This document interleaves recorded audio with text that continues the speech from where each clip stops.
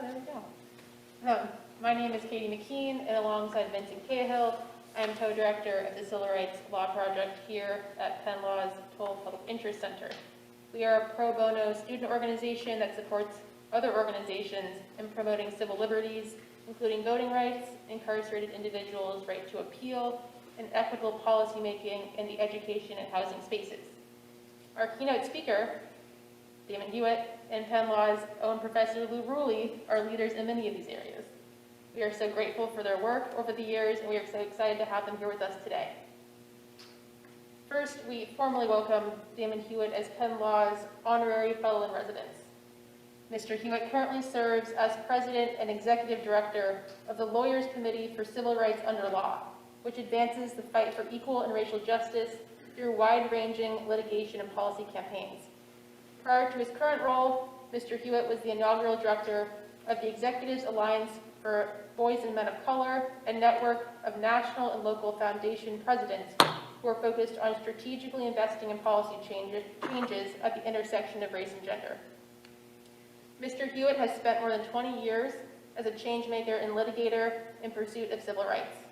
Well, with the NAACP Legal Defense and Education Fund, Mr. Hewitt spearheaded litigation in response to Hurricanes Katrina and Rita. He has held leadership roles in the nonprofit and public sectors. He's led task forces and projects that seek to analyze and combat police brutality. He advances civil rights not only through his own advocacy, but also by connecting organizations and other litigators to resources that enable future efforts. This is a very brief account of Mr. Hewitt's impact, but I encourage you to look up more about his background.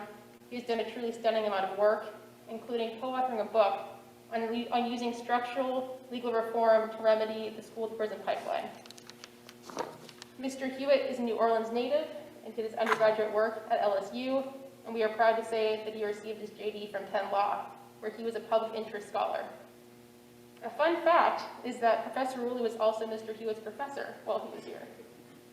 From their conversation, we look forward to hearing more about Mr. Hewitt's journey as a lawyer, his work at the Lawyers Committee for Civil Rights Under Law, and his commentary on key issues related to economic justice. For most of us at Penn Law, Professor Rulli needs no introduction. At Penn, he's the practice professor of law and the director of our civil practice clinic and legislative clinic. Along with many other students, I've been fortunate to have him as a clinic supervisor, and it is difficult to overstate the impact he has made on law students, their pro bono clients, and the Philadelphia community. Prior to joining Penn, Professor Rulli served as the Executive Director of Community Legal Services in Philadelphia. He has been recognized for significant contributions to the advancement of legal ethics, both within the Pennsylvania Bar Association, our state judiciary, and beyond. We look forward to listening to and learning from Mr. Hewitt and Professor Rulli as they discuss how policies on issues such as voting, housing, and debt relief impact historically marginalized communities. Thank you both for joining us today and for teaching law students how to advocate for economic justice at a time of widening inequity.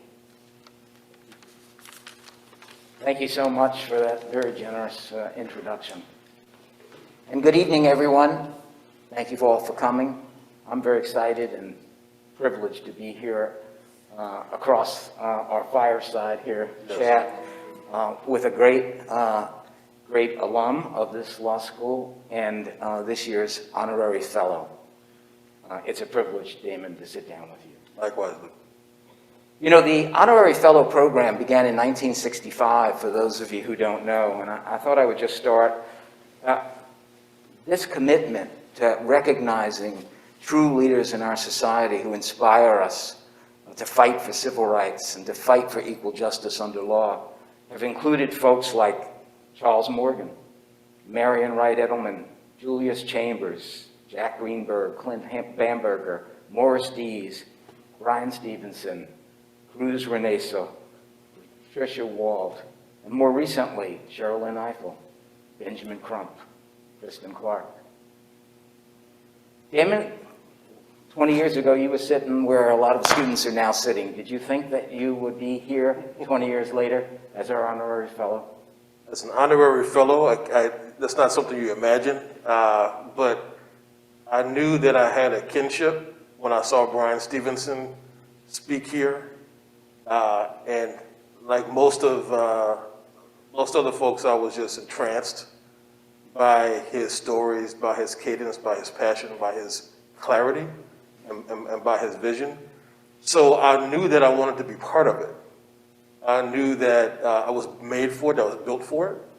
But I didn't know I'd be called to leadership in that way, or to be honored. I did know I'd be in the classroom because, as some of you know, I was a lecturer in law here for at least one semester, teaching the race and the law curriculum. So I love being in the classroom, whether it be behind the podium or not. So, yeah, but this is a heady space, a high honor, and I'm certainly happy to be with you and with everyone today. Thank you. Yeah, I would just say that I think I knew 20 years ago you'd be sitting here, even if you didn't. I believe very strongly that there are things, personal and professional, that shape who we are, the values we embrace, the choices we make in life. And I thought maybe we would just begin with a little bit, if you could share, what were some of the things along this journey that you've been on that have influenced you in the choices that you've made and the passion that you have for civil rights? Sure. Well, one thing that strikes me, and it has to do with some of my early work and work I did here as a student with the Education Law Center. Our dear friend Janice Stotland and Lynn Reeser. Who was also an honorary fellow. That's right, an honorary fellow, some of my earliest mentors in the law. I grew up in New Orleans, the same city where Ruby Bridges she's the one who everyone knows about, but she was one of 4 black girls, little girls, who integrated New Orleans public schools. And if you think about it, you can recall the iconic painting by Norman Rockwell of her walking through school with rotten tomatoes and other things being thrown, and then the visual images of her being escorted by U.S. Marshals. And this was not, right after Brown versus Board of Education. This was well after Brown versus Board of Education was decided. That's part of the legacy of New Orleans public schools. Another part of that legacy is the fact that when I attended high school, I started, I guess, in the late 80s and early 90s, I attended the only majority white public high school in the city, which also happened to be the elite math and science high school. And I'm not a math and science guy, I'm more of a liberal arts person, but it was a great school. And you had to take some type of retrogressive test to get in. Probably had an IQ test component, which no one should do that now. But I think they had that kind of provision back then. But it struck me at the time, Lou, that, and still today, that there were a few black students in the class. I think there were 23 or 24 of us in my graduating class. And there are certainly more than 23 or 24 black students of high intellect, high capacity in New Orleans. And it struck me that a large part of the reason that they weren't there was because of some type of structural inequity and inequality.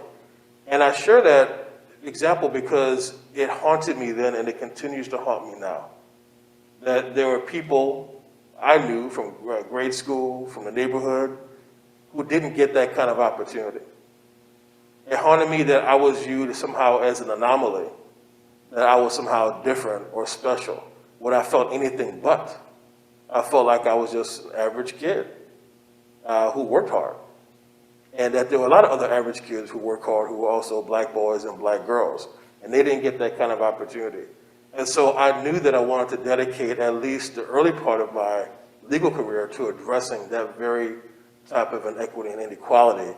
And we may not have time to talk about it, but one of the matters I'm most proud of that I worked on was not actually a lawsuit. It was technically a complaint with the U.S. Department of Education's Office for Civil Rights to address that kind of inequality in New York City's elite specialized high schools, which similarly lock black students out of opportunity, Latinx students out of opportunity, and create this false divide between Asian students and white students and others because of the very silly, darn near insane selection mechanism, which is a test as a sole criterion, a test that has not been proven to have any predictability about success in the schools.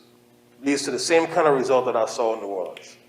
And so it just is a reminder that these issues haven't gone away, that the more elite the space, the more likely Black and brown students and people are likely to be locked out.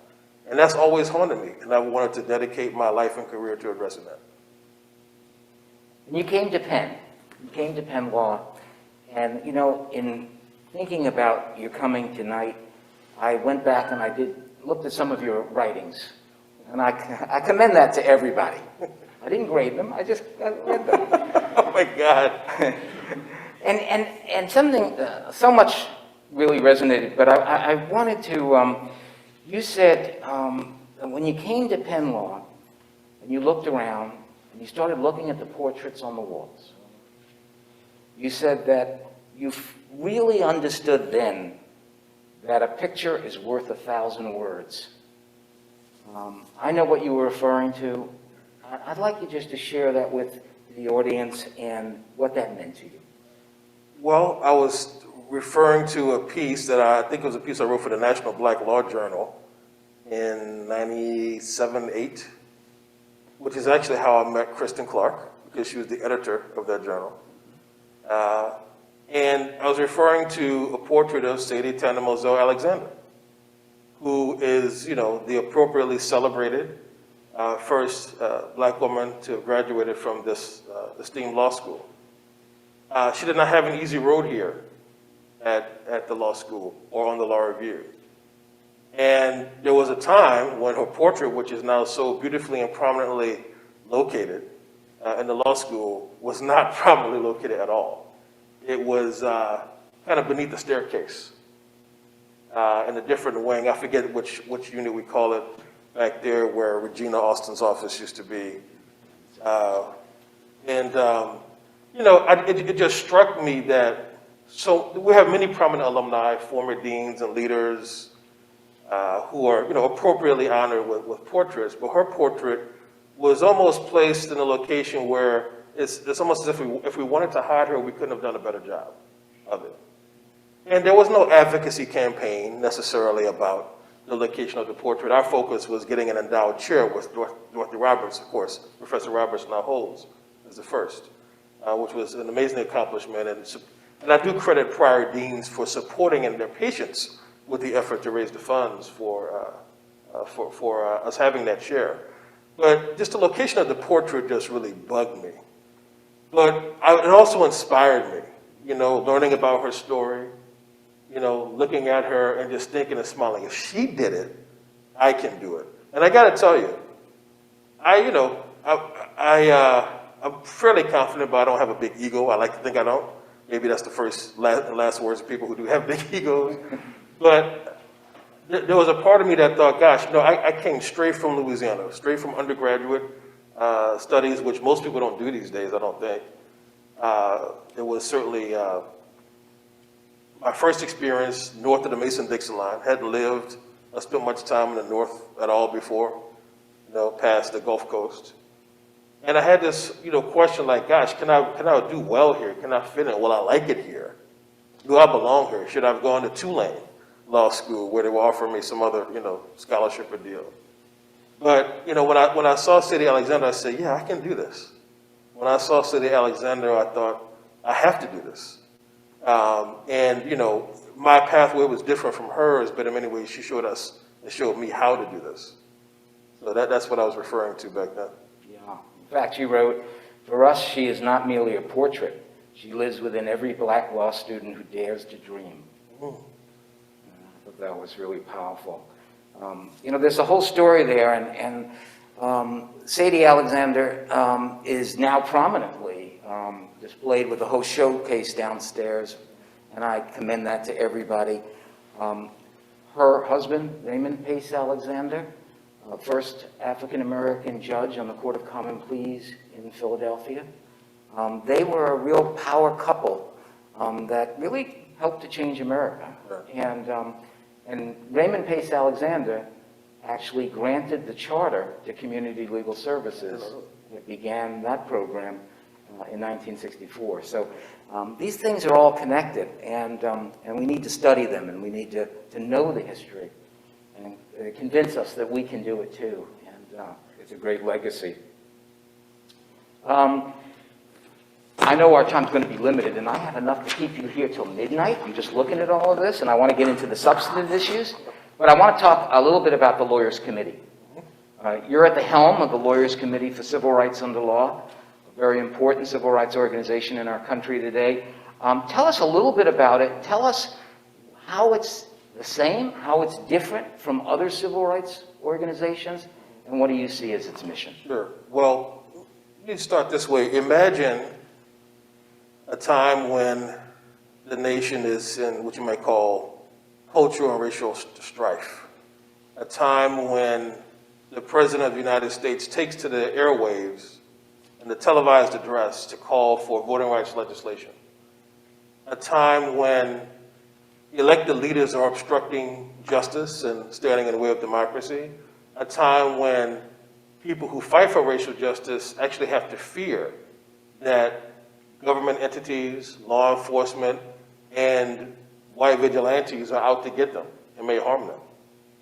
A time when people are taking to the streets en masse in peaceful protest. That was this year and last year, but it was also 1963.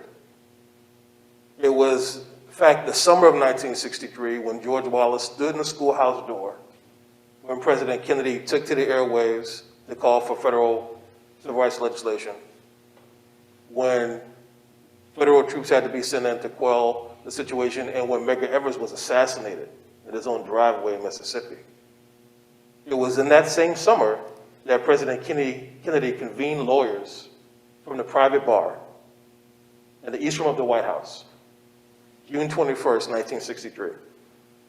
He knew, and it was plain to everyone, that though you had some of the long-standing organizations at the time, you had the ACLU, the NAACP, the Legal Defense Fund, all existed, that there was something more that was needed.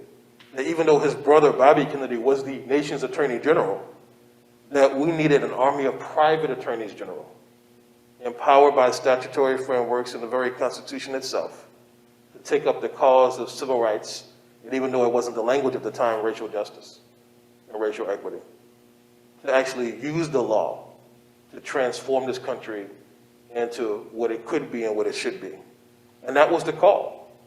And in that room, in the famous portrait, it's hard to make out some of the images, but you can see very clearly Sadie Tanner Moselle Alexander in the middle of the room.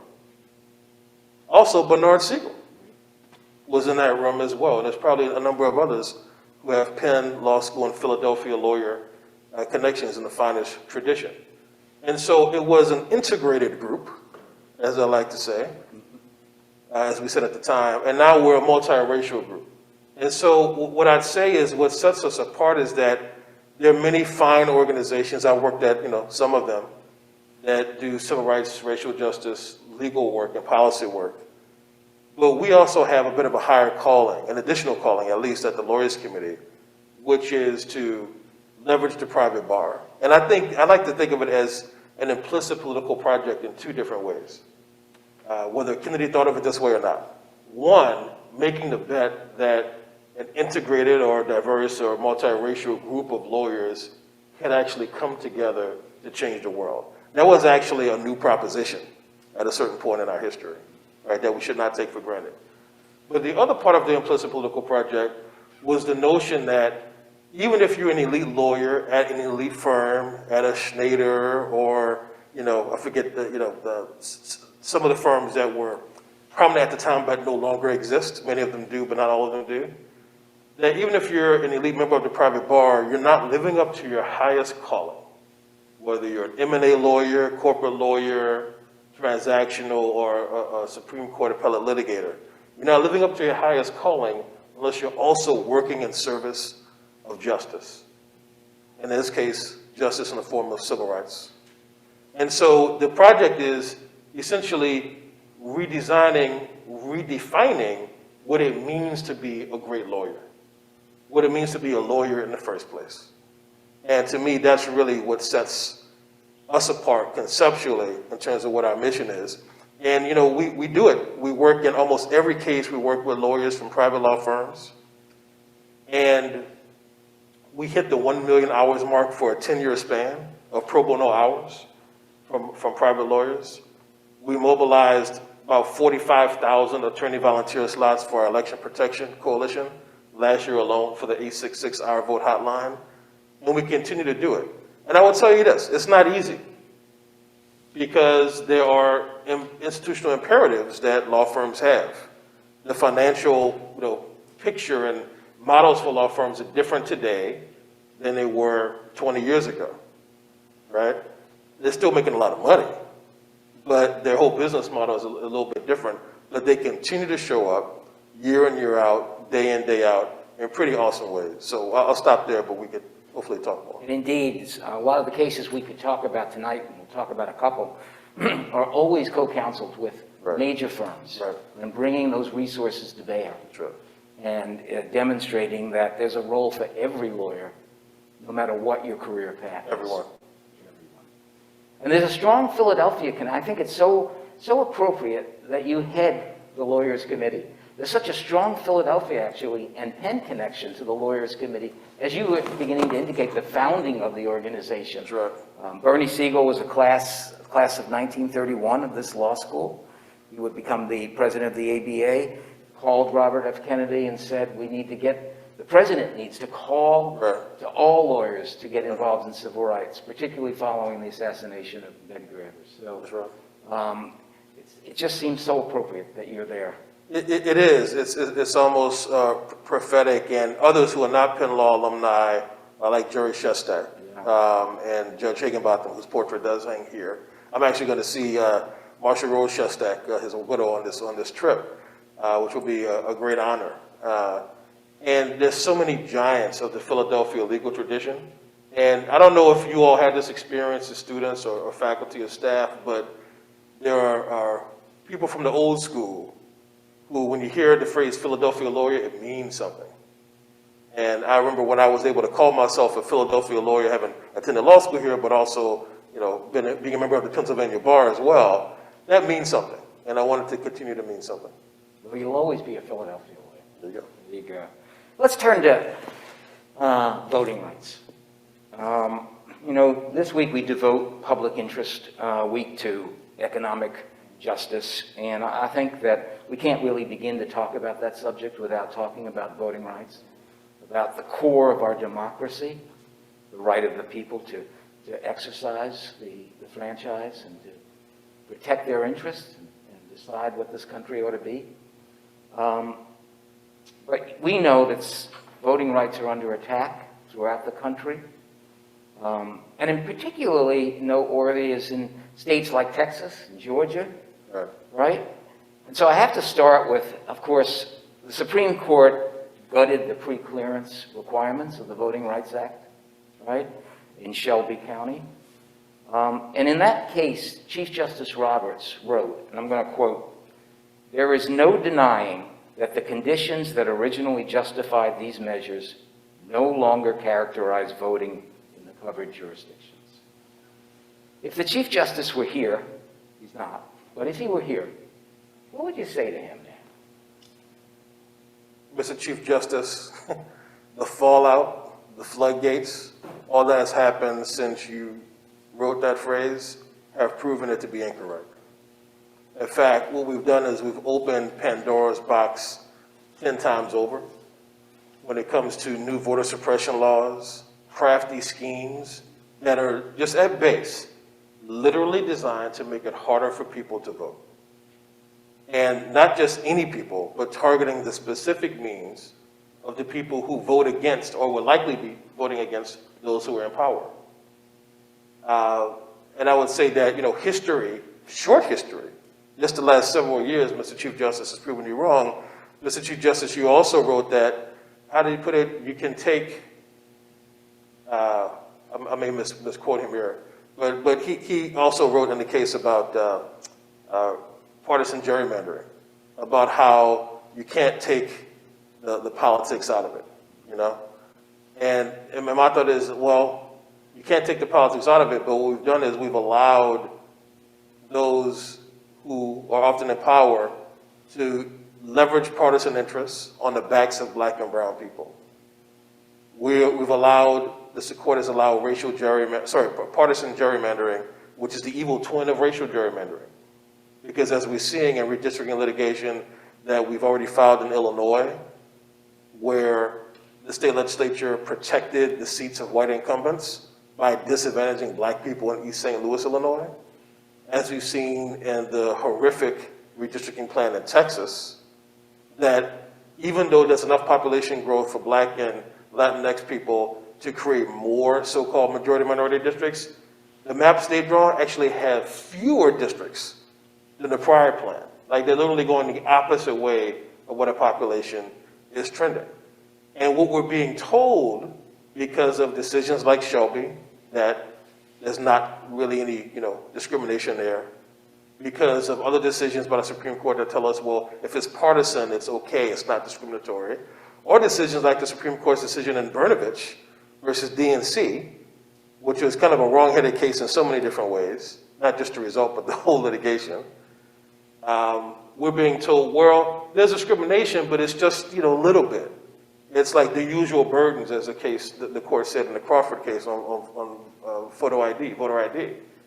We're being told that either you're not seeing what you're really seeing, or what you're seeing isn't enough to be cognizable. Live with it. And that's not okay. So I know, went on ad nauseum, but I would have some polite but choice words for the Chief Justice. Well, you may not get that chance, at least not tonight, but you did in July. You and other civil rights leaders met with President Biden and Vice President Harris to talk about voting rights, and among other things. But tell us a little bit about that meeting. What was your message to the president? What do you think the president should be doing at this point to achieve some of the things that John Lewis fought so hard for? Thanks for asking that. So when we went into that meeting on July 8th, at that point, we hadn't heard much from President Biden publicly, vocally, about defending voting rights. We knew, we had talked to his staff, we worked with, of course, folks at DOJ, our current and former colleagues, and other staff throughout the administration, but we hadn't heard from President Biden himself, or much from Vice President Kamala Harris either. And so our goal was to get him engaged, to get him mobilized, get him in the fight. But we also want to disabuse him of some notions. So, just like the Supreme Court has allowed partisan gerrymandering, partisan politics have taken over everything. There were elections, municipal and gubernatorial, throughout the country this week, but the headlines were all about the Democrats slip, the Republicans gain. There was nothing about voters and their experiences, or very little about it, even though we know that in many states there are new restrictive voter suppression laws that are making it harder for people to vote. It's not even being covered. And so from a partisan perspective, you think, well, how do I work within that to gain leverage and advantage? From a partisan perspective, you would think, well, how can we outraise the competition? How can we out-campaign the competition? We were there, and my specific remarks to President Biden were about disabusing him of the notion that the Democratic Party could outmaneuver, outraise, out-campaign, and out-organize voter suppression. Even if you can do that versus Republicans, you can't outmaneuver voter suppression itself. And in fact, you'd essentially be complicit in it unless you act to address it. It's very difficult for many of us to distinguish the voters' interests from the partisan politics and the partisan interests. I understand that. And I also understand that because we know racially polarized voting data, which we use in our litigation under the Voting Rights Act, demonstrates that in many jurisdictions, black voters are more likely to vote for Democratic candidates as their candidate of choice in the legal parlance of the Voting Rights Act. But still in all, there are times when we're not on all fours, the black community, the brown communities, and the Democratic Party. And if Democrats and Republicans alike think it's just about a competition between them, and that voters' interests don't matter, then we're stuck, we're lost. And so that was my message to President Biden in that meeting, among other things. Well, one of the responses, of course, is, pass the John Lewis Voting Rights Advancement Act, pass for the People Act, right? But the filibuster stands in the way. It stands in the way. I've got to ask you about what's your views on the filibuster. I also know that you've met with Senator Manchin at least twice. What can you share with us in terms of where we should be going on those issues? 3 times now. 3 times. Senator Manchin. It's been quite a dance. Uh, you know, I just want Senator Manchin to have a real politic that tells us that I can't speak for him, but I think in his heart, he does not see real possibility from his Republican colleagues in supporting critical voter rights legislation because they don't believe it's in our interests. Just like we heard from Senator Cory Booker, who we invited to speak to our board not too long ago, about what we saw from the other side on the George Floyd Justice and Policing Act.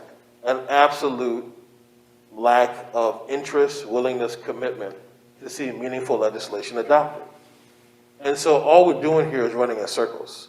So what I'd love to see from Senator Manchin is a real politic that's less about preserving Senate traditions, which have actually racist roots in terms of the filibuster, but a real politic about if you worry about the results of the election this week from a partisan perspective, you better do something about it. You better move an agenda. You better move on the economic front. You better move in terms of reconciliation. You better move in terms of the broader agenda of your party. And you better move in terms of voting rights, which is just as critical, and probably really more critical than all the other pieces.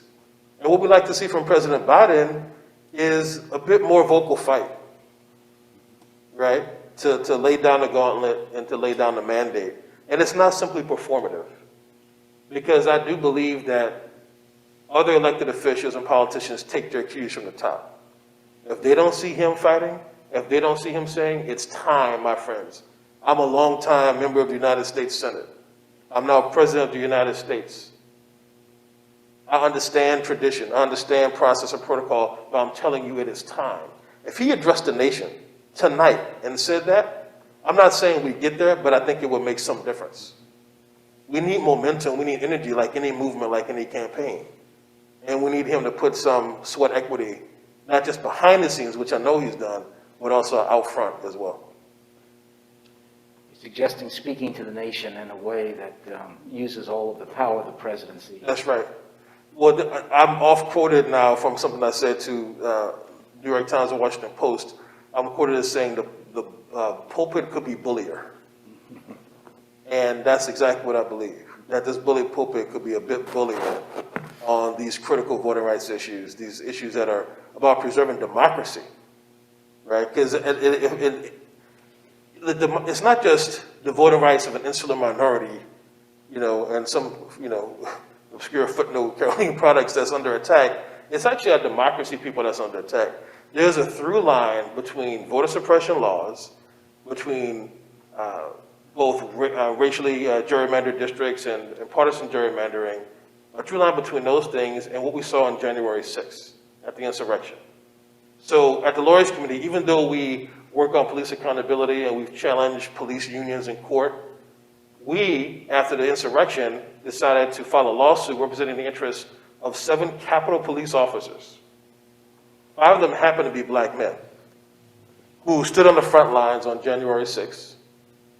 And we did so because we believe that they weren't just defending, lives and property, which they were. They were defending the votes of the people who were being subjected to and accused in a big lie of having stolen the election. People in cities with large populations of voters of color, like Milwaukee, like Detroit, like Atlanta. These are the cities that Donald Trump, Roger Stone, Rudy Giuliani pinpointed.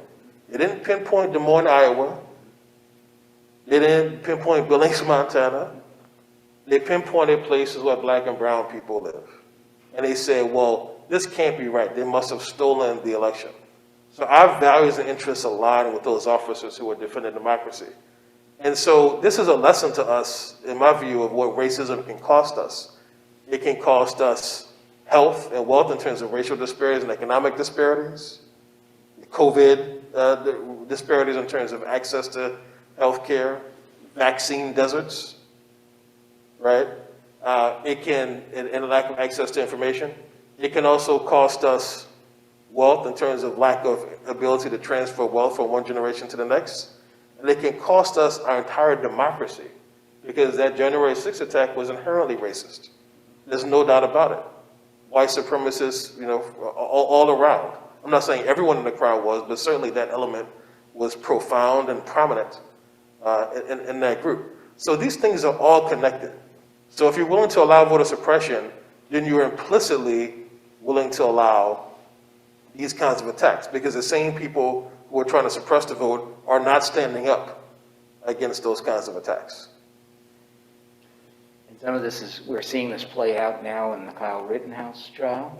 We are. We're seeing it in the Arbery trial this week in the selection of jurors. We're seeing the cost of all of this that permeates every aspect. And that brings us to economic justice. I mean, I'd like you to, I know our time is probably running a little short, but I'd like you to maybe talk about two cases that the Lawyers Committee has really taken on and how those cases are emblematic of the struggles for economic equality and opportunity and justice in America. And so I'm thinking about something we discussed already, the Black Farmers Relief case, and all your work on mass displacement following Katrina. And I think those two really illustrate some of the things that on its face may seem neutral, but are not really neutral. Right. Well, and I'll try to be brief here and leave time for other discussion and questions, but so black farmers in this country owned more land in 1910 than they do today. Full stop. And there's a lot of reasons for that. There's the rise of agribusiness and the move, to the, less agrarian culture and industrialization and to a service economy, even post-industrialization, what have you.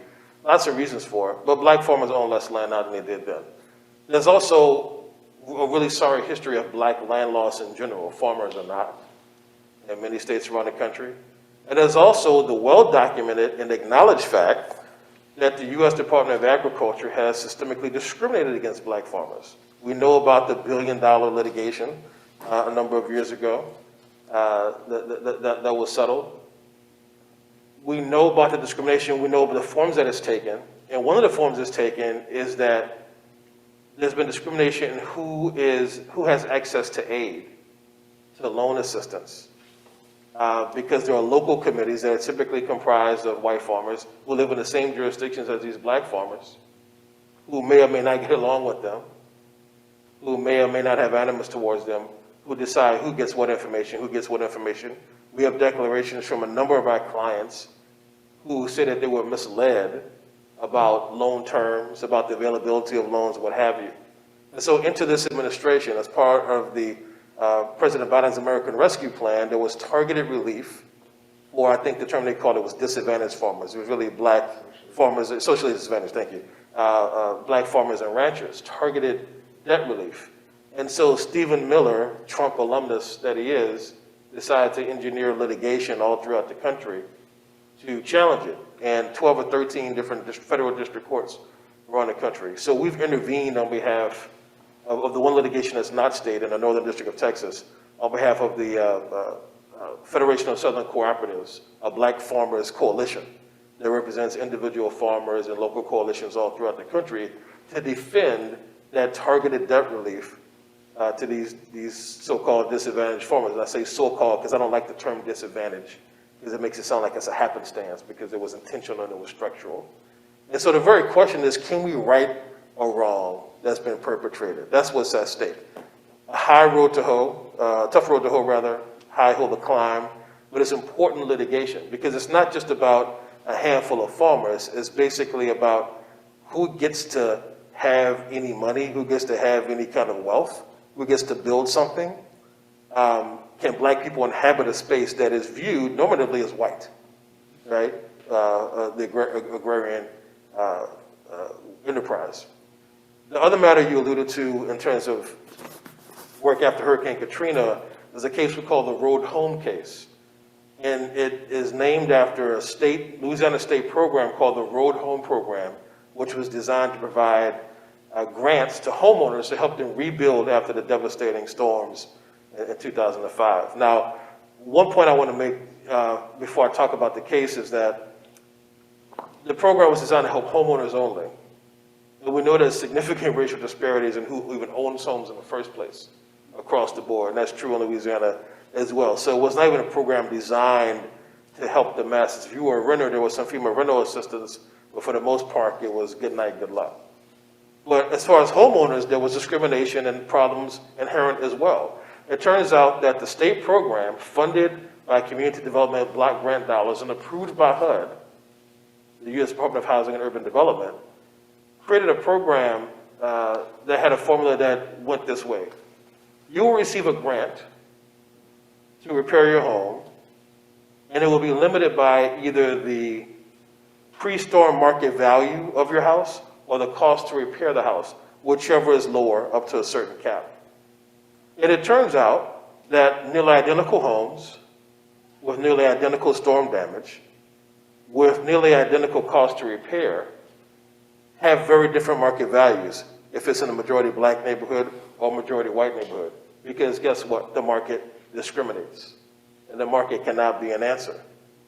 On the market, a house in the lower Ninth Ward that's a ranch-style, one-story home is worth less than a house in a community called Lakeview, which is not, extremely far away, or far enough away that the housing value will be different, and the demographics of those two areas are very different. And so, essentially, private discrimination is being weaponized, essentially. That's the way I saw it. In this very program that's designed to help people. So we sued under the Fair Housing Act. We had mixed verdicts, mixed rulings in the district court before Judge Kennedy, who happened to be a black judge, and a mixed ruling in the DC Circuit, that one was devastating, and it was before then Judge Kavanaugh, who was on that panel. The long and short of it is that the case, we ended up settling for $500 million, so that's sizable, right, for homeowners in terms of not cash money that litigants receive, but in terms of an agreement that new grants will go out or grant supplements will go out to the tune of $500 million, so that's sizable. But we never got the ultimate relief we wanted, and we almost suffered a really difficult loss on the jurisprudence, because what was called into question was the very efficacy, the very vitality of disparate impact jurisprudence. Because we're trying to make the point that you can have a program, that you said, Lou, that's facially neutral, but that has this kind of discriminatory impact that weaponizes and reinforces private discrimination. We couldn't convince Judge Kavanaugh, then Judge Kavanaugh, or two of the other judges on that panel of that fact. And it was devastating, even though we did get a settlement. We were pleased to see a few years later in the Inclusive Community Project case, the Dallas Fair Housing case, that the disparate impact standard survived, but it's still under attack. And not just in fair housing litigation, but across the board.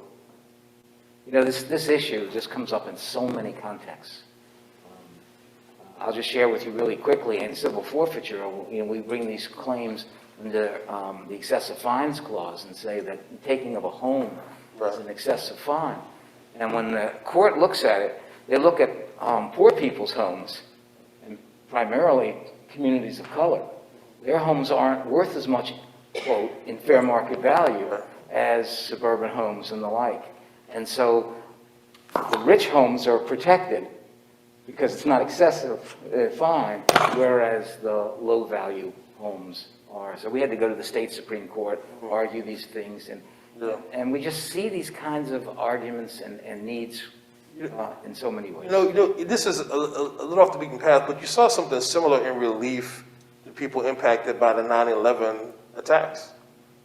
People who, whose lost loved ones made a lot of money were in line to get more money. But if you were working in Chinatown, which is also heavily impacted, and also, God forbid, happened to be undocumented, we're going to get a pittance, if anything at all, right? And so it's like the rich get richer. And so essentially, it ends up being like a racialized narrative of who is deserving of actual wealth. Not just a job, not just a living wage, not just affordable housing, but who gets to build wealth? Is that a black thing? Can black people do that? Can brown people do that? Or is it just reserved for some people? That's the broader narrative. And so if you look at everything from the road home program to 9/11 to civil forfeiture to regressive taxes, it's all designed for the rich to get richer. And that kind of inequality has certainly a racialized dynamic to it. So I've gotten the sign that we got 5 minutes left, and as I said, I've got like hours left. I'm going to shift real quick, and maybe we have shorter answers, okay?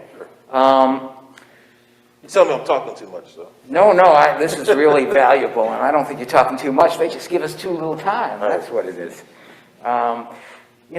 This week, of course, we all heard the Supreme Court argument with regard on abortion.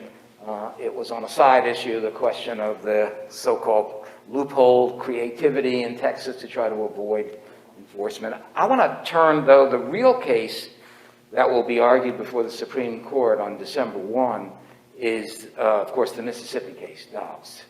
And that's a case in which we'll directly challenge Roe versus Wade and Casey versus Planned Parenthood versus Casey. And your organization, the Lawyers Committee, is a part of that.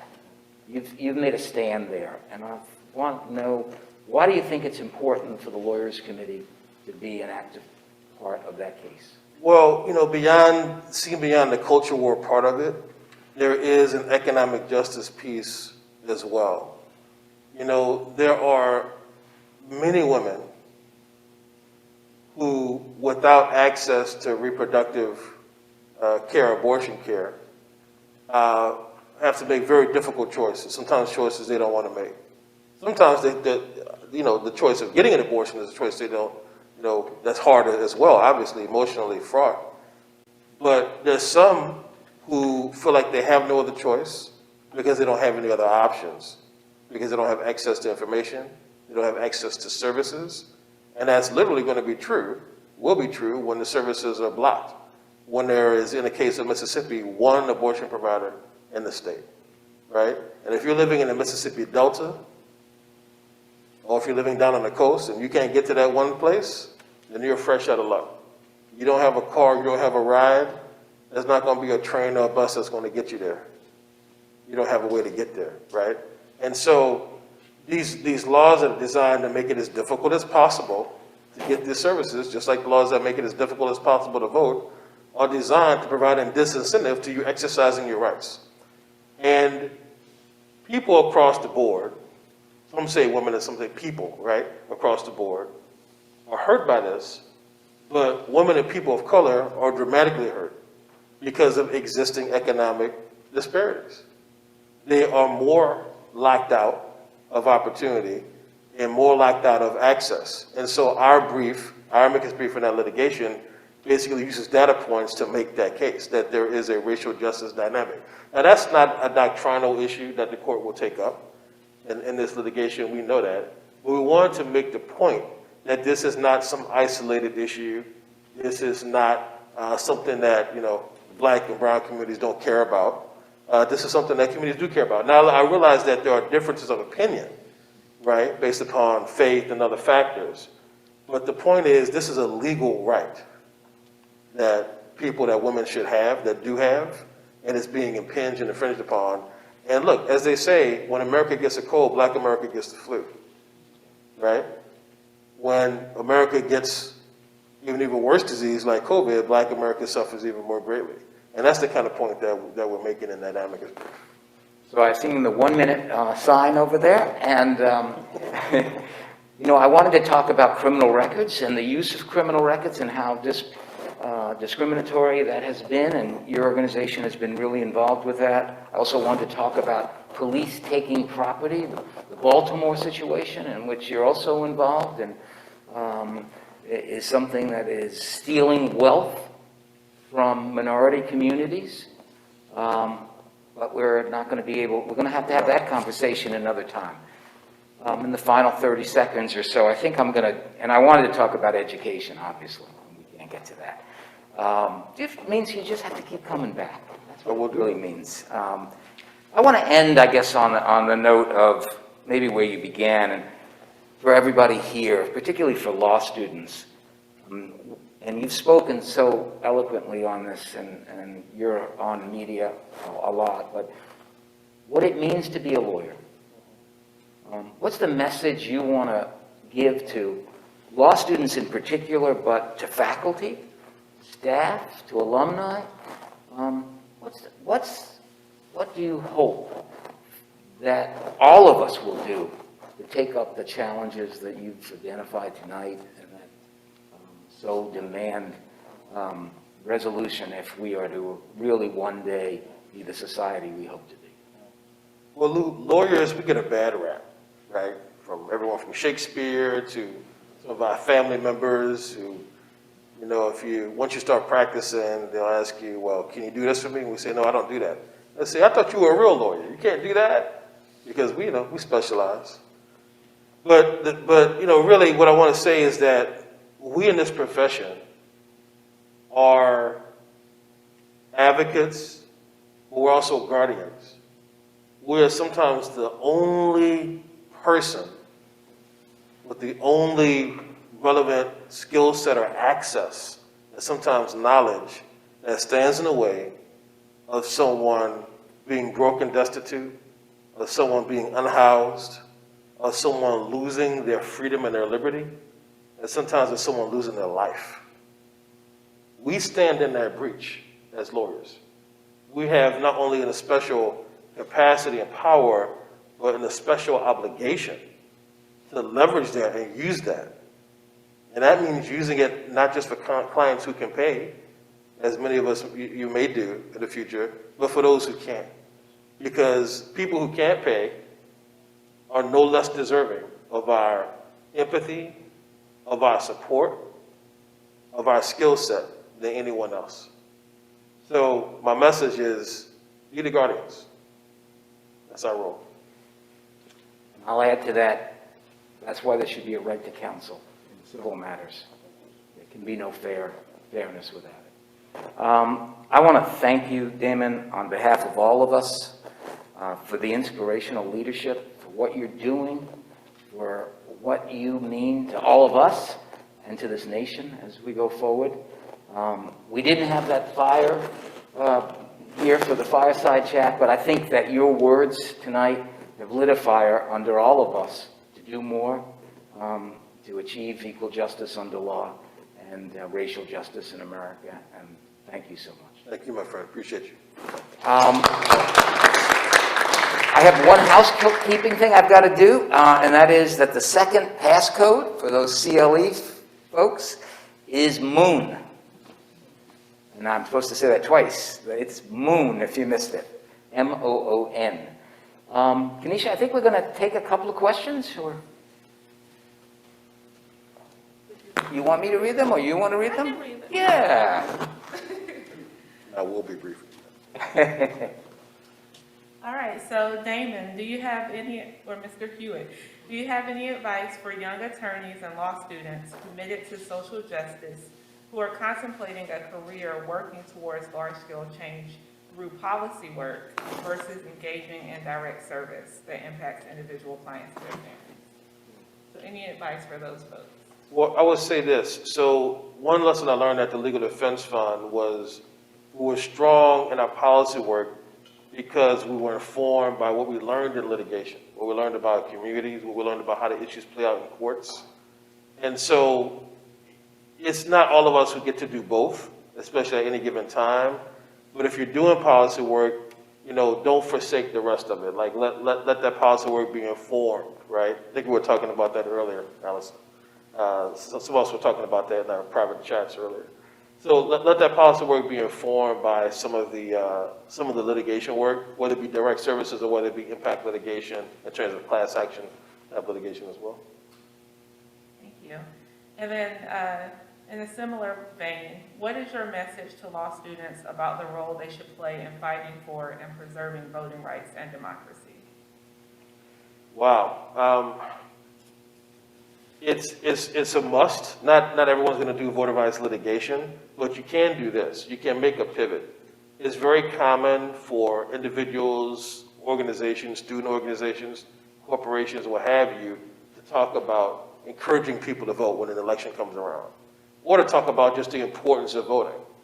But that to me is like telling, in the work I did with Black men and brown men and boys and the Executives Alliance for Boys and Men of Color, well, if we mentor you, you'll be okay. Right? If we just show you the way, you'll be okay. That's not sufficient. We have to get the tangible and invisible obstacles out of the way as well. So here's the pivot I want you to make, even if you're not doing voter rights litigation or policy. Go beyond encouraging people, your friends and family to vote.